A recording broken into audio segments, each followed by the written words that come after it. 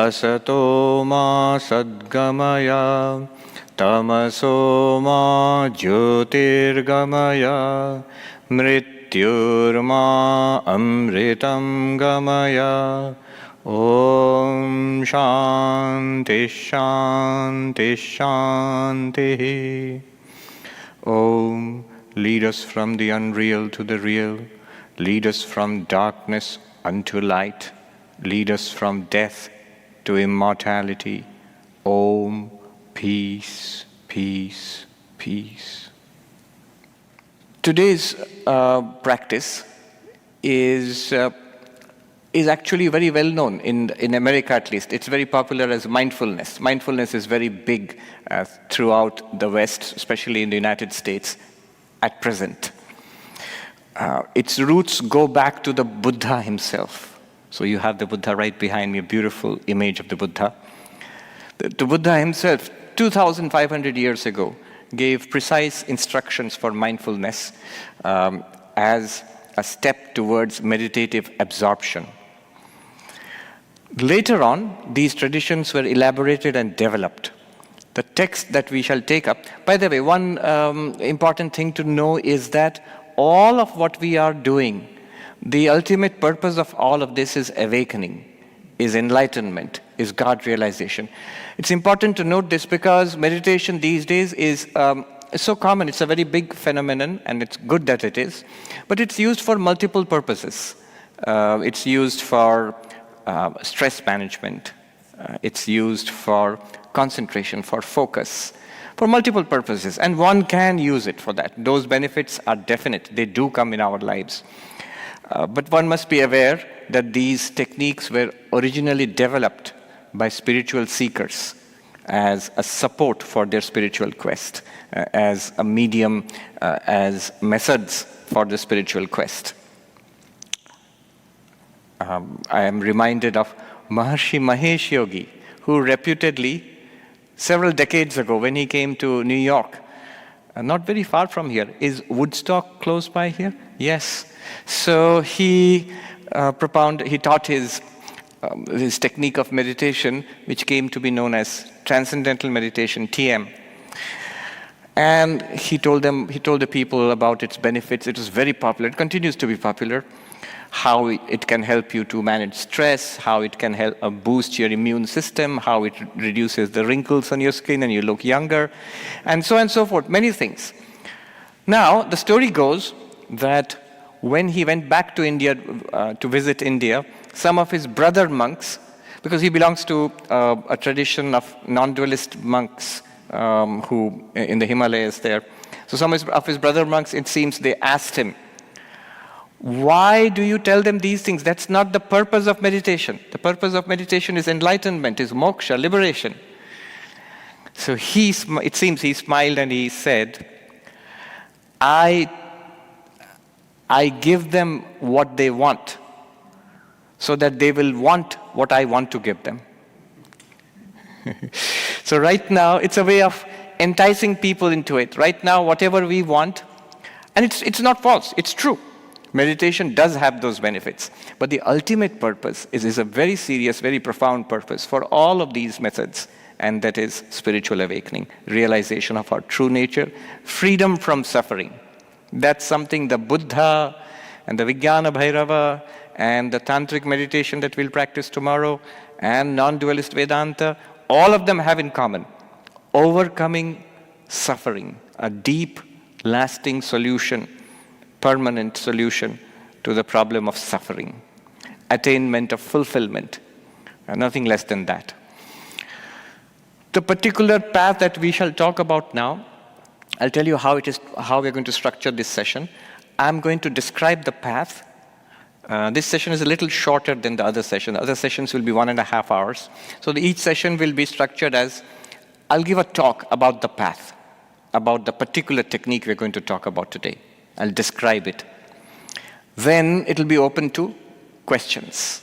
So a few questions. I do not anticipate too many questions today because this thing we're going to talk about today is pretty direct, pretty simple actually. And then we will have a short practice. I will guide you through the practice initially. The practice will begin with the sound of the bowl here, and it will end with the sound of the bowl. So that's at the end. Today's practice, today's tradition is Buddhist mindfulness, and the texts go back centuries, millennia actually. There was a monk called Asanga in India. It starts in India and then it was later developed in Tibet. So primarily I will talk about Buddhist mindfulness from a Tibetan Buddhist perspective. So there was a Buddhist monk, Asanga, who lived around 800 years after the Buddha. So that means about 1700 years ago. And he wrote a detailed exposition of the steps, a sequence of steps for deeper and deeper mindfulness. So the method is mindfulness, and the sequence was introduced later. And his work was further developed by a great Buddhist philosopher and meditator, a monk called Kamalashila, who lived around 1100 years ago. So he wrote a book called Bhavanakrama in Sanskrit. Bhavanakrama. Bhavanakrama means the sequence of meditation, where it describes 10 stages of mindfulness. So what we normally practice as mindfulness in most, at least introductory levels, are basically the first and second stages, which is what we shall do today. So, but it goes on for much further and much deeper. So 10 stages. Don't look for the book. It's been translated into English, but it's pretty terse and not particularly interesting. It's pretty dry, actually, the English translation. But luckily, we have a book which expounds the method in detail. It's called The Mind Illuminated. The Mind Illuminated, John Yates. And that's become very popular in the last few years. It's a new book, Mind Illuminated, and it goes through all those 10 stages, and it's based on the Bhavanakrama of Kamalashila and the earlier work of Asanga. And so John Yates is actually a neuroscience PhD. He's been teaching neuroscience, cognitive science for a few years in Arizona State, probably. He's retired now. So he's brought his understanding of cognitive science and neuroscience into this book also. So this book is pretty balanced, but it's sometimes people are a little put off by it because it's pretty encyclopedic. It's it's voluminous, but very good, very authentic. So what I'm going to talk about here is based on the first 2 stages from the Bhavanakrama, the first 2 steps. The whole thing is about paying attention to breath. That's it, paying attention to our breathing. So the object of meditation in mindfulness meditation is paying attention to our breath. Why the breath? There's certain advantages. One is the breath is always there. Until our dying breath, the breath is always there. And second, you can be passive. You don't have to generate anything. The difference will become clear when we shall practice tomorrow's meditation. You will see the Kashmiri Shaiva Vijnana Bhairava Dharana, which we will see tomorrow, where we have to be more active than this. We'll have to be generating something ourselves. If you repeat a mantra, for example, so that you have to do it. It's not natural. It doesn't come by itself. But the breath is always there. In tomorrow's afternoon session, you will see the object of meditation, deity meditation, will be really busy. It's really elaborate and complicated and difficult. The exact opposite of what we're going to do today. So the breath is always there, and it's effortlessly there. We don't have to do anything special. In fact, we shouldn't do anything special. So it's always there. And in one sense, it's interesting. When you are still and sitting quietly, there is only one thing that is, you can consciously be aware of changing our breath. In breath, out breath. So this constant stream of change, you can see how it is appealing to a Buddhist philosopher. The impermanence of life, continuously changing.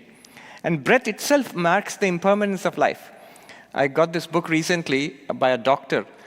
It's about death. And the name of the book, it's become very popular nowadays. The name of the book is When Breath Becomes Air.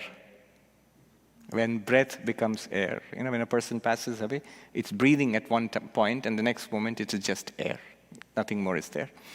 So breathing also marks not only life, but the impermanence of life. It comes and goes, but it's also relatively stable, because it's the one thing that there is consciously, effortlessly always there.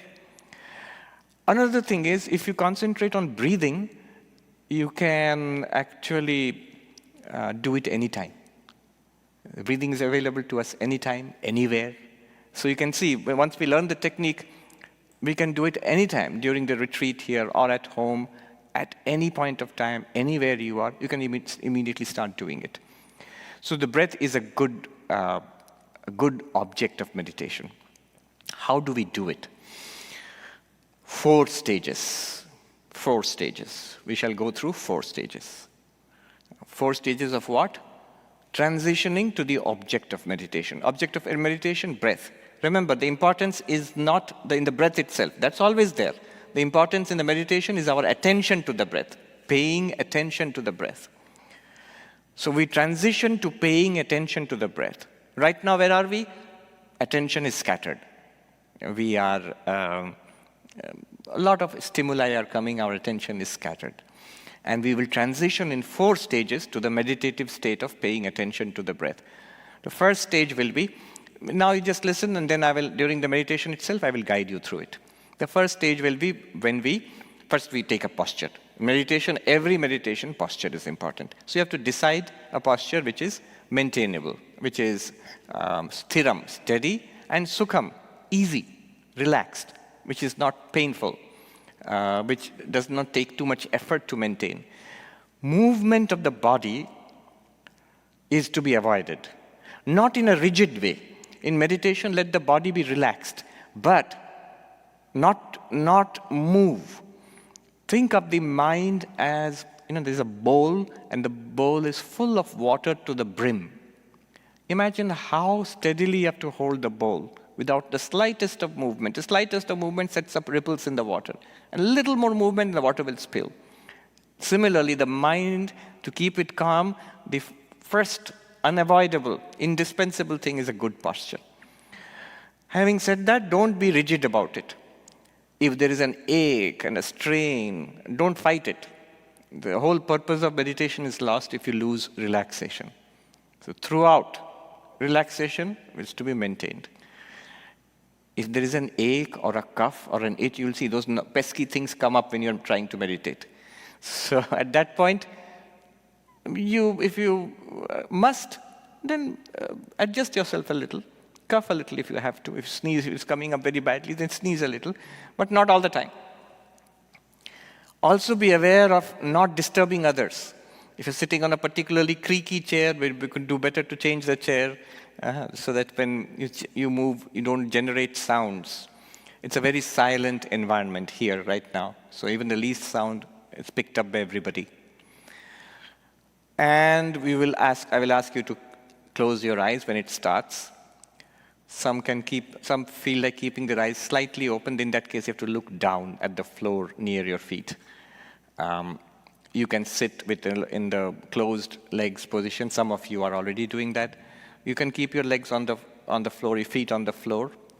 But the spine has to be straight, not rigid. It has to be straight. The waist and the spine and the head more or less in the same alignment. Hands have to be at a level, so that the body is balanced. You can put your hands on your knees, or you can put them like this, left hand below, right hand above, whichever is comfortable to you when we start doing it.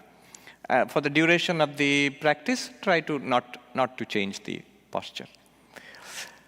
So the first stage will be, as we get into the posture, close our eyes, become aware of the present. Here, for example, here I am at the Garrison Institute in the meditation hall. Here I am. And the moment I close my eyes, what will happen is there will be 2 main sources of stimuli. You won't see anything. The reason we close our eyes is A great deal of our cognitive activity is concerned with visual cortex. So it consumes a lot of our cognitive processing. Eyes open means a lot of our attention is taken up to what we are seeing, and it can be very disturbing, and attention can flicker. So closing the eyes is good. And then only two sources of stimuli will be left. One will be sounds, another will be sensations, physical sensations, touch of the body, inside the body.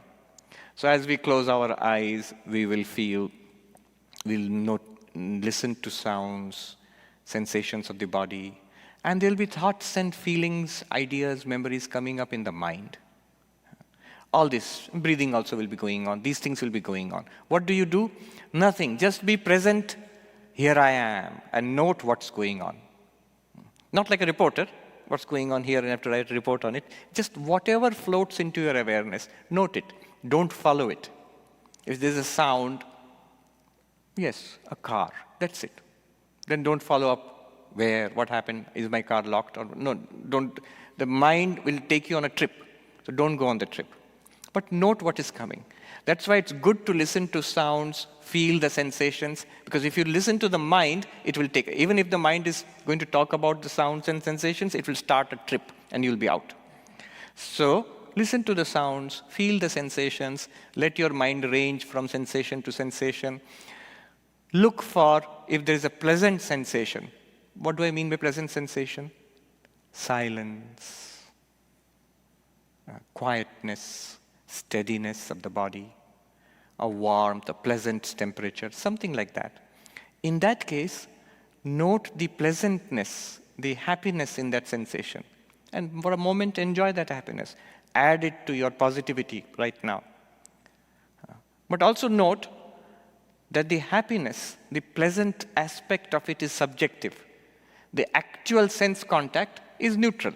It might be temperature or coolness. The agreeableness is in our minds. Note the difference between that which creates the agreeableness, the pleasantness, that which is a neutral sensation, and inside the reaction you get. Anything unpleasant, a smell, or maybe some sensation in the body, some kind of, note that. And remain present. Stage 1. Stage 2, you'll transition into an awareness of the body. That was already there, but now the focus. Be focused on from the top of the head and the face and the neck and the chest and the hands and the waist and the legs until your feet, which are on the mat or on the ground, the sensations of the body. What about the rest? Sounds and other things, the temperature or what smell in the environment, let them be there. Don't force out anything. Let them fade to the periphery. Let them fade to the background. Make an effort to keep the awareness in the body. Second stage, be aware. Bring the body to the center stage of awareness. Earlier, awareness was open. Only eyes were closed, but everything was open. Now, center stage is body. Sensations. Maybe an ache, or maybe just the feeling of the seat supporting us, the ground beneath our feet, whether you're feeling cool or warm, heaviness in the tummy, very good dinner we had, so that might be there. Breathing going on, any kind of stiffness, tension you find in the body, neck, head, let it go immediately. The moment you notice any kind of tension, let it go immediately. It's awareness of the body. Third stage. Notice in the body, if you're sitting still, only one thing will be obviously moving, that is the breath. So in the third stage, narrow the awareness even further. Everything else, anything that enters your awareness, it's still there, it's welcome. But don't worry about it. Narrow it still further to the breath. What do I mean? In the nose, you will feel the breath. Air coming in, going out. You may feel it around the nose on the face. You will feel it in the chest. You will feel it in the tummy. Belly expanding and contracting with the breath. So the feeling of the breath coursing through our body, entering and leaving, notice that. Most obviously, we will feel the stomach expanding and contracting. Don't force it. Don't be aggressive about the breath. Now I must breathe. Breathe in now, breathe out, not like a sergeant major. Just whatever is going on. If it's a shallow breath, let it be a shallow breath. If it's a deep breath, let it be a deep breath. Notice the breath. All of it. From the nose to the chest to the stomach and then back again, out and exhalation. Notice the breath. Everything else floating to the background. Everything else floats to the background. Then the fourth stage. Bring your attention to the breath at the tip of the nose, at the nostrils, here. Just the attention. Don't look at it, just feel. It may feel like cool, the breath passing in and out. If you're wearing your mask, you may feel the mask on your cheeks and the breath passing in and out. Sensation at the nostrils. Keep it there. Other sensations will come. Bodily sensations, sounds will come. Even thoughts and feelings will come. Let them come, but let them be in the background, in the periphery. Bring your attention to the breath at the tip of the nose, at the nostrils. And remember, don't follow the breath. Breathing, the breath itself is not important. That's always been there. The whole purpose of meditation here, the mindfulness, is not to pay, not the breath itself. It's the attention paid to the breath. So the valuable thing is your attention. Keep the attention here. Now, at any point, if you lose it, the attention, and it becomes more wide-angle attention, let us say, go back to the whole breath. The stomach expanding and contracting, the chest and the air in the nose coming and going, or even the presence of the whole body. Then come back again to the breath at the tip of the nose, at the nostrils. This breath, this is the fourth stage and the actual meditation.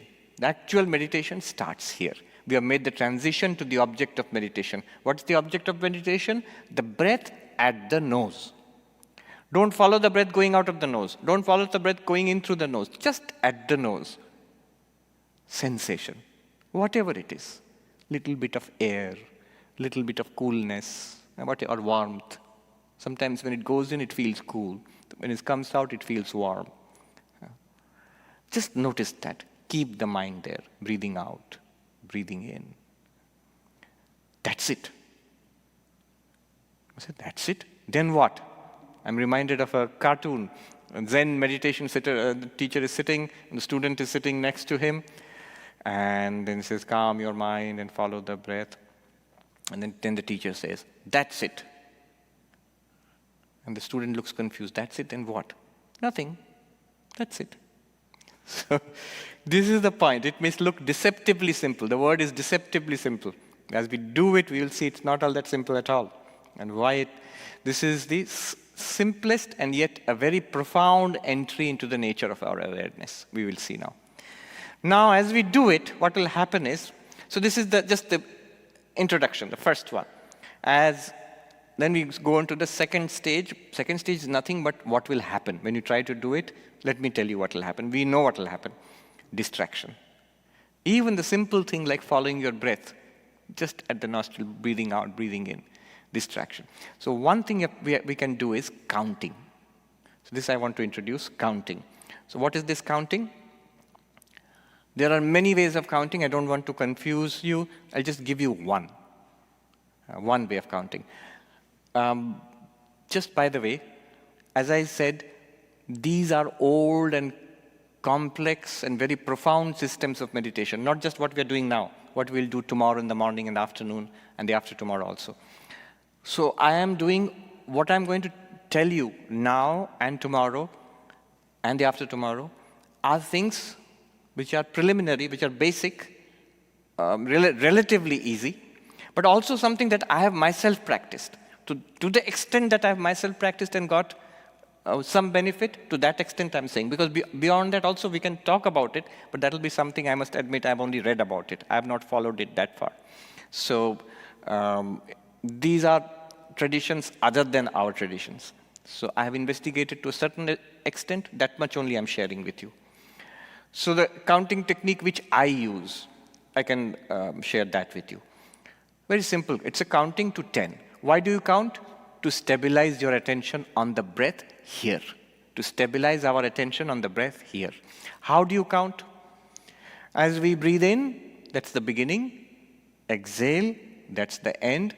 Mentally say 1. When the exhalation is over, breath has gone out, you know the next breath is going to come in. Mentally say 1. 1 is over. Next breath comes in, and you breathe out. Normally, don't force. Completed, 2. Third breath comes in, and goes out. Completed, 3. Fourth, 4, 5, 6, 7, 8, 9, 10. At any point, if you miss it, so who's going to miss it? It's quite possible. With 3 or 4, and suddenly mind has gone off somewhere else. And you think, was that 3 or 4? Where was I? If that happens, what you do is go back to 1. Go back to 1 again. Start all over again. Whatever it is, if you're in doubt, say 1, 2, 3. Aim to reach till 10. Make it a project that I will reach till 10 without missing.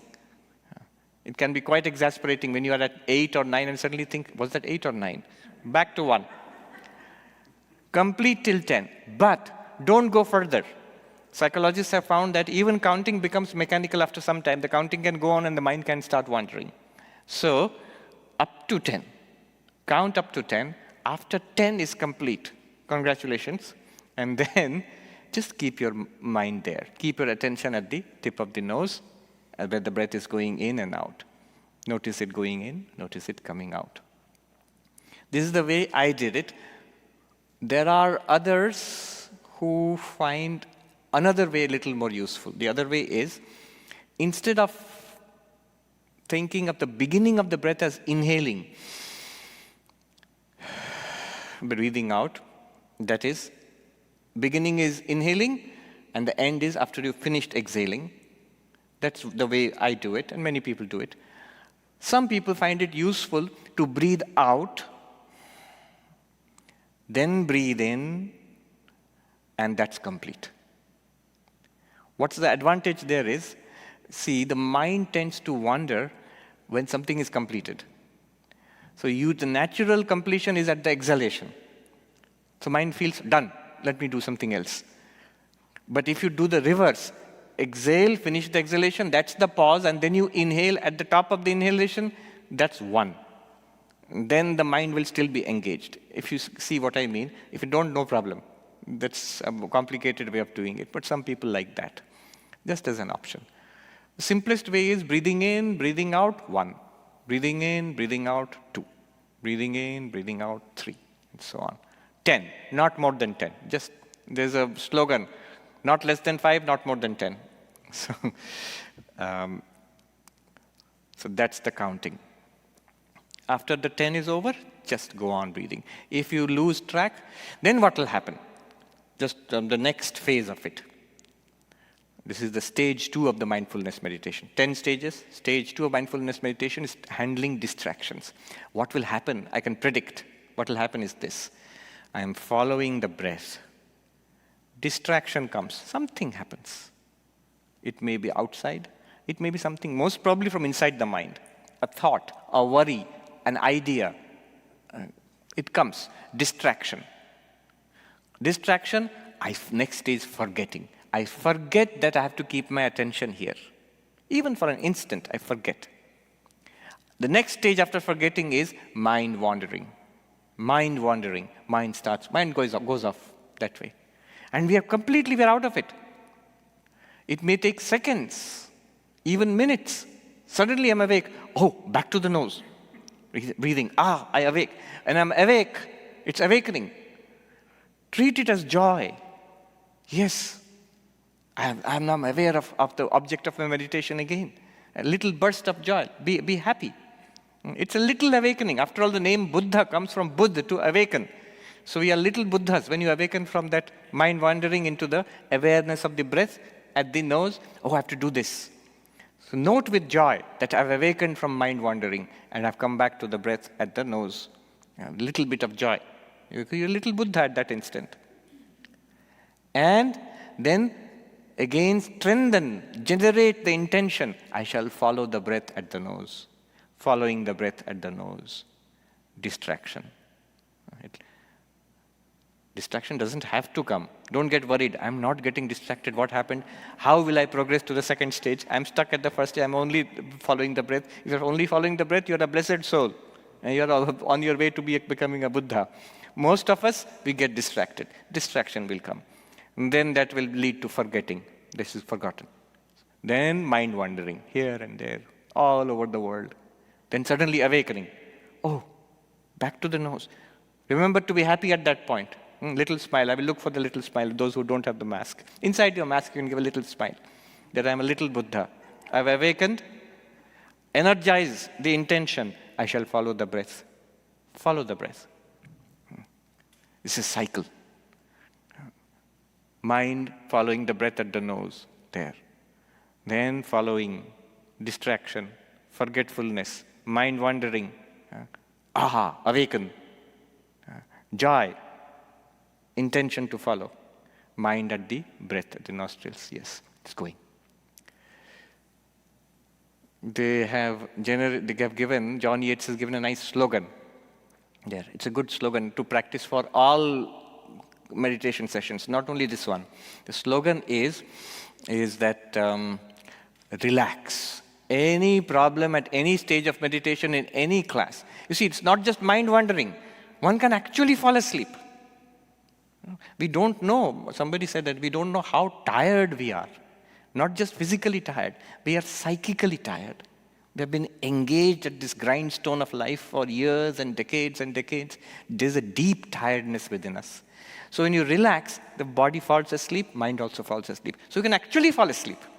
And you can actually awaken from that. Be happy, I've awakened. And then again follow. So first, relax. Any problem you face in meditation, whether I've fallen asleep, don't fall off the chair, by the way. That can be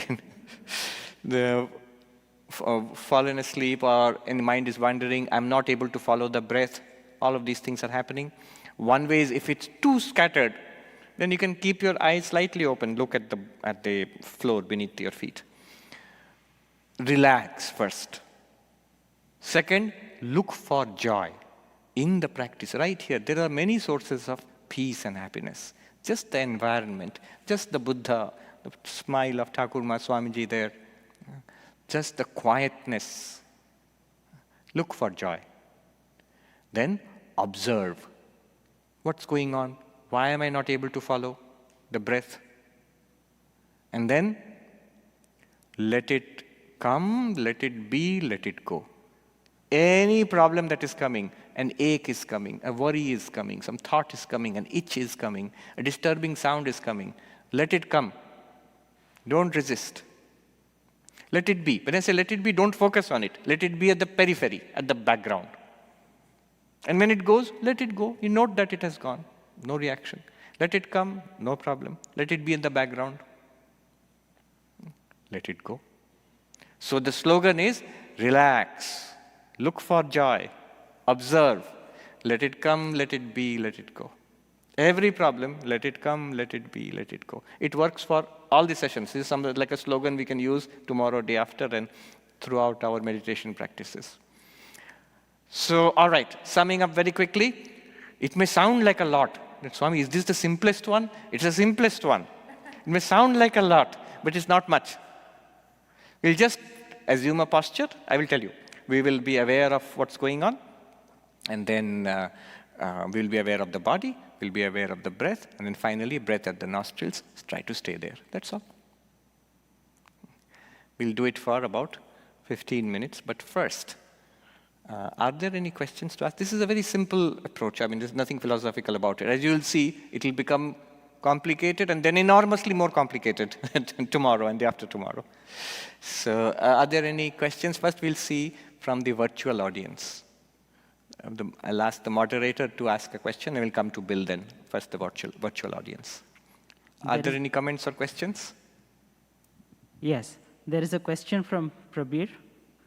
Does the type of meditation suitable for a person depend on the person's nature? I suppose so. Any spiritual practice in an Indian tradition, we know that various kinds of practices have been prescribed, and it depends on the nature. For some, an awareness exercise like this is suitable. For others, there must be some element of devotion. Let me tell you a funny story. There was, when we were novice monks in an ashram, there was a meditation teacher who came to teach the students. So I and another monk, we went to attend the meditation session. And it was like this, that observe the body, observe the breath. And the whole thing was what's called a body scanning. That means you start with your feet, with your toes, and work your way up to the top of your head. So the teacher said, sit like this, and we sat. I was there, and the other monk was sitting next to me, who was senior to me, sitting next to me. And the teacher said, now focus on your right big toe. Right big toe. And this monk, in indignation, he got up and he stormed out, muttering, if I'm going to focus on the right big toe, why should I focus on my right big toe? I'll focus on the right big toe of the Lord. I'll focus on the feet of my Lord. Why should I think about my toe? What a waste of time. So for him, a devotional practice. There must be deep devotion involved in it. Otherwise, just an awareness exercise seems to be a waste of time. So yes, certainly. But the one which we are doing now, simply following the breath, is so neutral. Notice, no philosophy is involved here. No religious belief. That's why it's become so popular in the West. It doesn't ask you to believe in God or anything like that, or any kind of belief structure. Just an awareness of the breath. This is something everyone can do. Bill, ask the question. I'll repeat it back for the recording. It seems so neutral. How does it actually lead to enlightenment? Yes. The question is, it seems so neutral. How does it actually lead to enlightenment? Notice one thing about it, though. It may seem to be about the breath, but it's not about the breath. It's about awareness. Notice, it's fixing the awareness. The breath works like an anchor. So fixing the awareness, training the concentration, training the focus to stay. As you do that, you will see over time, in the 10 stages which are there, which can take a lifetime of practice, all sorts of things come up, dredged up from the mind. And a kind of calmness descends on the mind. A kind of clarity descends on the mind. Focus comes to the mind. And the idea is the nature of things will reveal itself. It's not just the breath. You start with the breath. In a higher stages, from the breath you progress to sensations in the body, then the thoughts. Your mind you're aware of the thoughts rising and falling. You begin to see how many things we are not aware of, and when we become aware of them, we begin to see that we are not the body. We are not the breath. We are not even these thoughts arising and disappearing like motes of dust in sunlight. So clarity comes. The nature of body, breath, thought, this becomes more clear to us. Many things which we missed about ourselves, and that becomes more and more clear to us. How causality functions. There's a funny story about this, Some monks are sitting outside a monastery, Buddhist monks. And there's a flag flapping in the wind above. So one of the youngest monk says, look, the flag is moving. And a senior monk says, no, you don't understand. It's the wind which is moving. And the younger monk says, oh, I see. And the even more senior monk says, no, it is the mind which is moving. And the other two monks say, oh, I see, that's pretty deep. And then there is an old monk on the floor who was probably resting in his room above the three monks sitting there. He looks out of the window with annoyance and says, it's tongues which are moving. That means too much talking going on there. Now you see how you move from the gross to the subtle. The youngest monk, actually there's a lesson here. The youngest monks only saw the physical movement. the elder monks saw that there is a cause, a more subtle cause behind things. It's a whole Buddhist thing. This happening, that happens. This not happening, that does not happen. The causality, the whole of pratitya samutpada is there. And then, even deeper, is there anything external? Whatever we experience is actually within the mind. The whole of the mind-only school, the Yogacara Buddhism school comes in there. And finally, I think the old monk had it the best, that you have to get down to it and do it. The question is, how does this lead to enlightenment? The old monk would say, start doing it. You will see. Yes. One more? Yes. So this practice, as you've laid out here, if I practice, how often or how exactly should I practice? And what can I expect from, like, let's say, either daily or a month-over-month sort of a return on my investment in this? Yes. No, right. Goals, expectations. One is stability will increase. How much do you practice? I think they recommend around, there's specifically 21 minutes in the morning, and 21, each session is 21 minutes, but let's just say 20 minutes. 20 minutes, twice a day if you do that. Over time, you will see stability.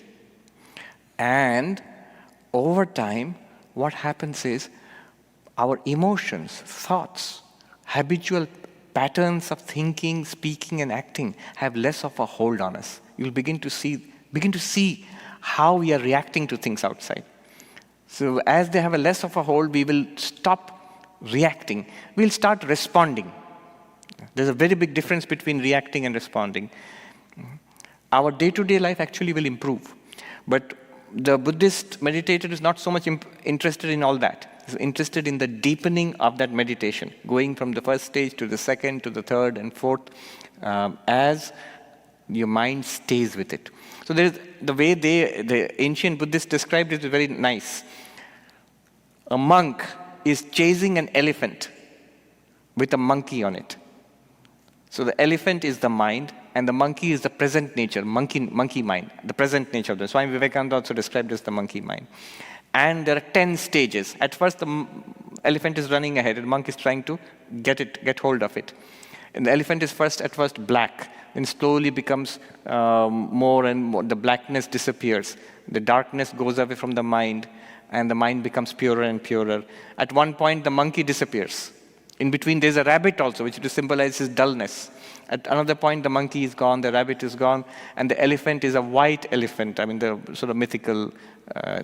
And finally, you will see the monk is riding on the elephant. That means the mind has come under your control. And finally, there is an enlightenment. And the 10th stage is when you are looking back again towards the world with your enlightenment, which you share. 10 stages. If you want to know what we can expect at each stage, I will refer you to that book, Mind Illuminated. It's very encyclopedic, detailed descriptions are there. Can we take one more from the audience? Yes. Question from Poonam. Can you talk about a routine or austerity one should perform to progress in the path of meditation? Time is important. There are details. I will talk more about this on the final day. That's one of the things I want to talk about, that where do we go from here? Routine is important. The mind is a machine. The mind is a creature of habit. So if you sit for meditation at exactly the same time every day, it's much easier than to keep changing time. If you sit on the same asana, the meditation mat, in the same corner of the room at exactly the same time, over time you will see the mind gets used to meditating at that time, and it expects to be calm at that time. There are certain preparations before meditation. I will talk about that in the Monday session. All right, let us try it out for ourselves. This is a method, the more we actually do it, the more we will understand. So we will do it for a short while only. 10 minutes. Usually one should do it for 20 minutes, but today we'll do it for 10 minutes. Assume the posture which is comfortable for you. Try to keep the spine erect, the head looking forward, neither lowered nor upward. Relax.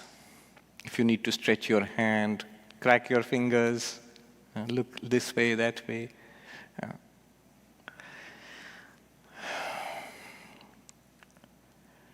Gently close your eyes. Session will begin now.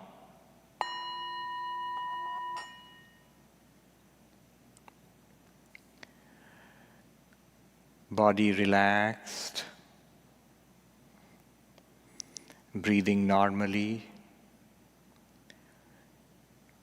Tongue in the mouth will touch the roof of the mouth, the tip touching the back of the teeth. Face relaxed, hands relaxed. Breathing normally. Stage 1, be aware. Here I am now. Sounds.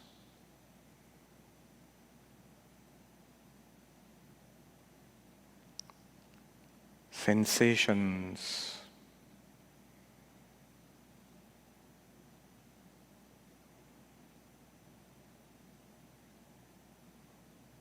If thoughts and feelings arise, note them, but don't follow them. Breathing normally, relaxed, present, here, now.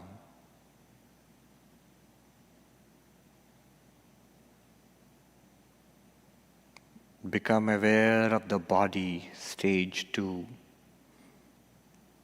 The feelings of the body, pleasant and unpleasant. The support of your seat beneath you.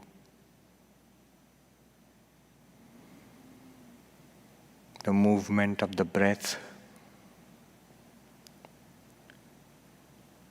Anywhere, any tension, let it go, let it relax. Physical tension, mental anxiety, worry, let it relax.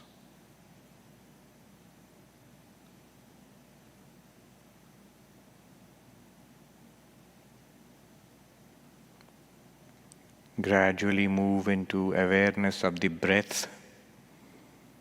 Notice as you breathe in, stomach expands. Breathing out, the stomach deflates. Breath in the nose, chest, stomach.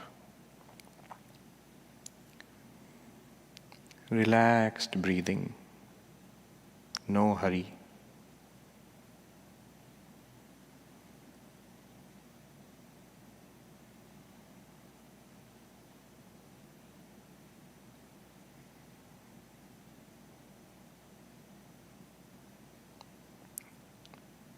Gently bring attention to the tip of the nose, to the nostrils. Notice how it feels to breathe in there, how it feels breathing out there. That's it. Stay there, at the nostrils, at the tip of the nostrils.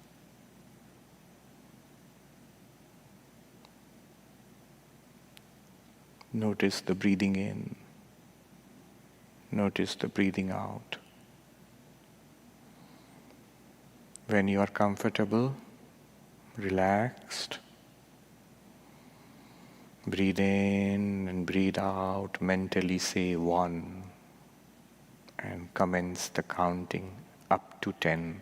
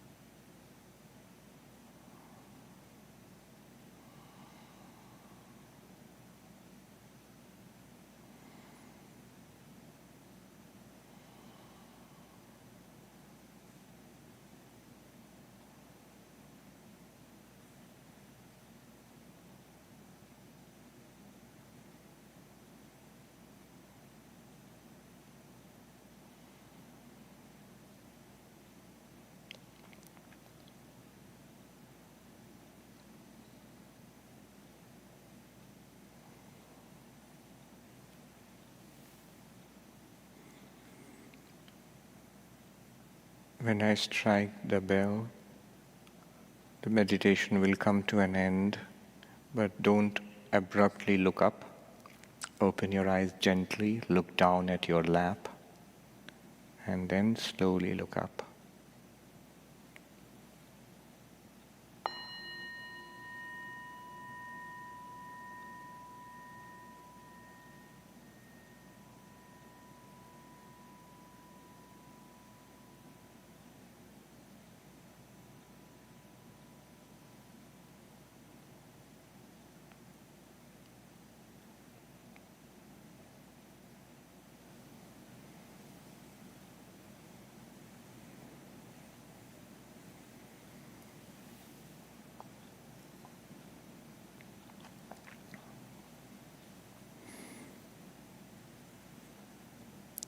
Om Shanti Shanti Shanti Hari Om Tat Sat Shri Ram Krishna Arpanamastu.